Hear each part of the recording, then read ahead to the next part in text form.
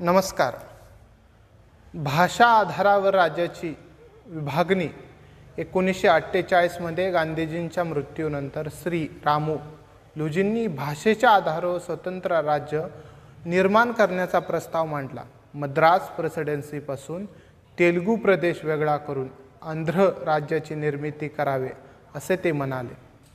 तमिळ भाषा ही मद्रासवर हक्क सांगत होती, पण सी राज गोपालचारी आणि सरदार पटेल हे भाषेच्या आधारावर राज्याच्या विभाजनाच्या विरोधात होते आणि नेहरू नम्र होते. एस के धार यांच्या अध्यक्षतेखालील भाषिक राज्य आयोग आणि GPV समितीनेही भाषेच्या आधारावर राज्याचे विभाजन न करण्याचा सल्ला दिला होता.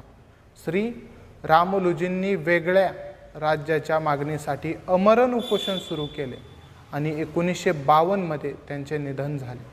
यानंतर हिंसाचार उसळला आणि 1953 मध्ये आंध्र प्रदेश या नवीन राज्याची निर्मिती झाली. या आधारावर विभाजनामुळे तणाव वाढला, विशेषतः पंजाबमध्ये. यामुळे फुटीरतावादी घटकांना प्रोत्साहन मिळाले. धर्माच्या आधारावर भारताची फाळणी झाल्यानंतर भाषेच्या आधारावर राज्याची विभागणी हे भारताचे दुर्भाग्य आहे.